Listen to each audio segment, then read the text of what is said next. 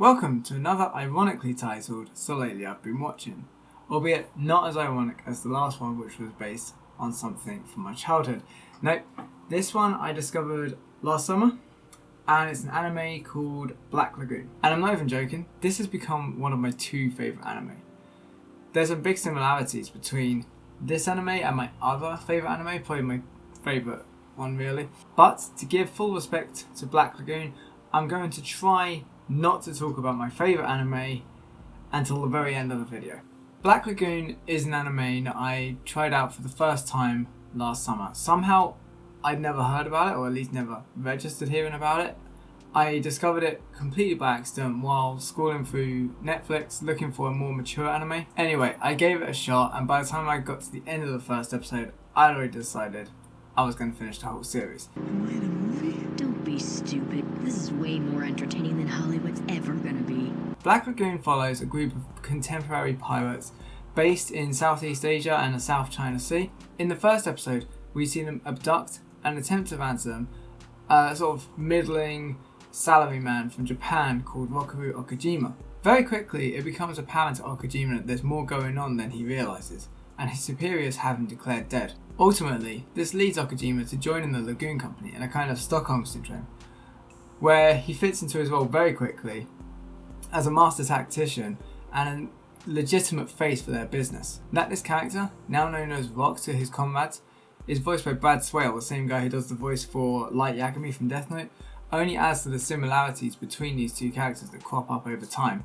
Black Lagoon's other main protagonist is a deeply troubled and extremely violent woman called Revi with a mysterious past. Armed with her dual cutlass pistols, she acts as the muscle for the company, but very quickly forms a bizarre, strained relationship with Rock. There are a lot of plots that run throughout Black Lagoon, but this relationship is one of the most interesting in all of anime.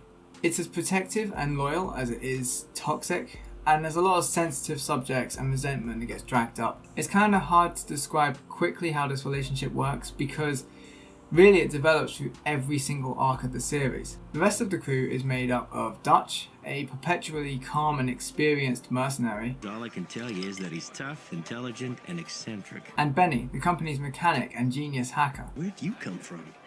A college in Florida. I was fooling around and managed to piss off the Mafia and the FBI at the same time. The story of Black Lagoon mostly takes place in Southeast Asia in a fictional Thai city of Varanapur, built up by AWOL soldiers from the fallout of the Vietnamese War and paid for by various crime syndicates. This city is the epitome of vice and immorality, attracting all manner of hookers, junkies, mercenaries, hitmen, irredeemable criminals, every one of them. But really, it is perhaps the most fleshed out setting I have ever seen in anime. Referring back to the crime syndicates, the supporting cast of Black Lagoon is exemplary among anime for its global diversity.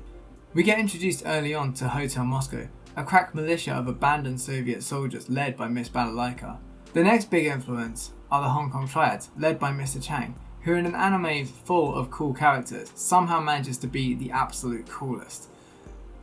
Jostling for what's left of the city, you've got the Colombian drug cartels and the Italian mafia.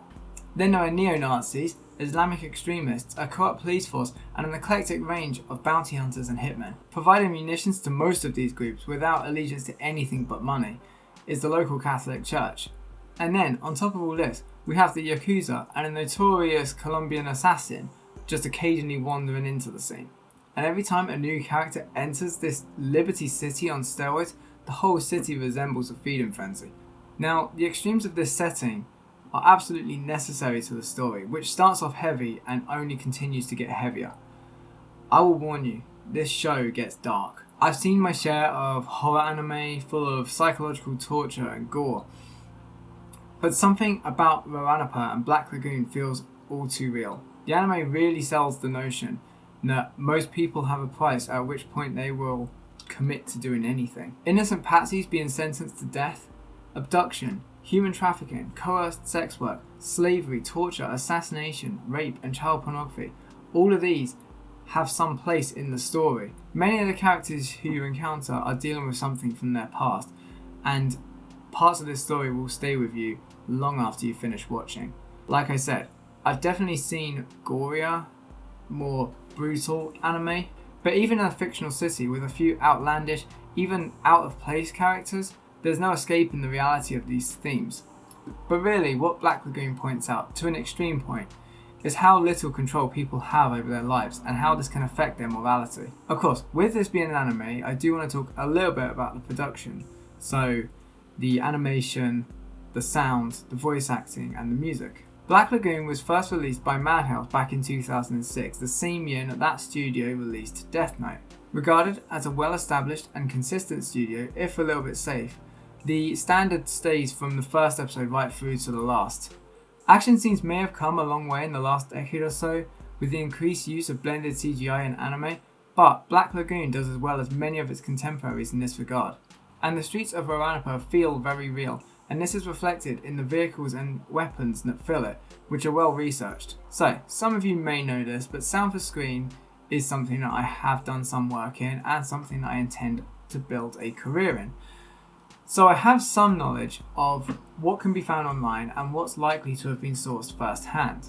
I've looked, and even among the great anime, it's unusual for every episode of a series to have a dedicated sound team. Even rarer, Black Lagoon has a sound recordist for every single episode, which I imagine is another means to the end of fleshing out the world. Next, we have that classic argument, dub versus sub. I usually maintain that it depends on the anime. It depends on the voice cast, it depends on the voice direction.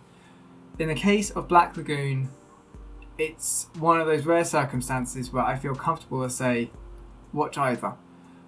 I think they've done an excellent job on the English version, and when you consider that Varanapa is such an international city and that 3/4 of the Lagoon Company are American, it kind of makes sense to watch it in English. But like I say, the Japanese version has some brilliant voice acting as well. The casting and direction here in both cases are impeccable.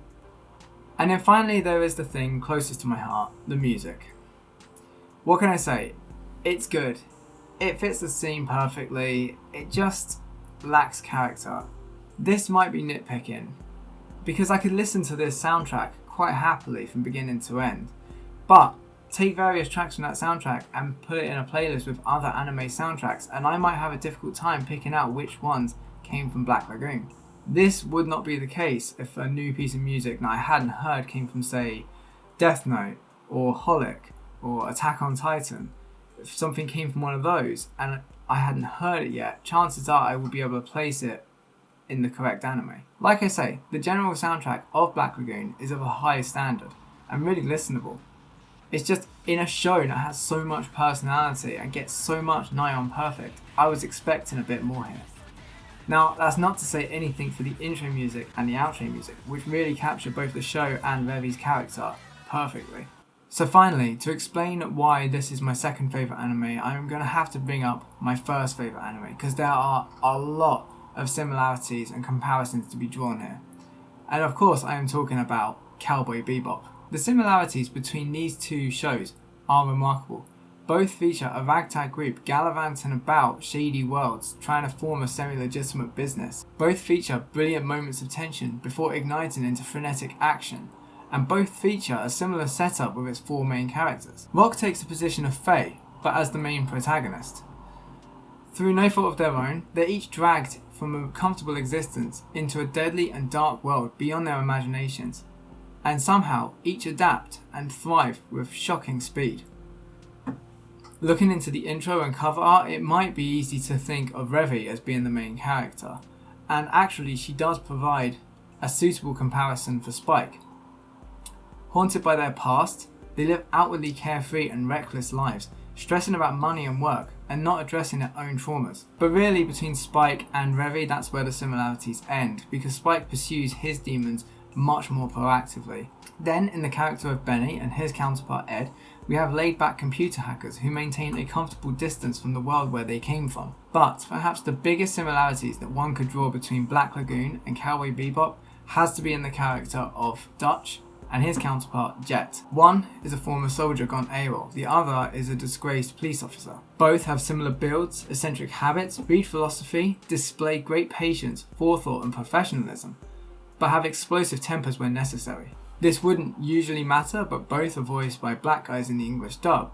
I mean, to me, Jet looks so well cast in the recent live action remake of Cowboy Bebop, and it might be because I've got to know the character of Dutch so well first. In terms of the settings, both shows exude a world of despondency and futility, with people desperate to rise to the top. Altogether, Black Lagoon will fit like a glove to anyone who's a fan of Cowboy Bebop, and I think probably the other way around too. I would like to add that Cowboy Bebop has so much more personality in terms of its music. Its music is legendary, and the characters are probably more intriguing. On the other hand, Black Lagoon does better in its sense of world building. After binging this series in little more than a week, I found it difficult to believe that Varanapa was not based on a real life location. Whether or not you place world building higher or soundtrack and intriguing characters higher, I strongly recommend both shows. But in terms of Black Lagoon, you've been warned. This show is as dark and as gripping as anime comes.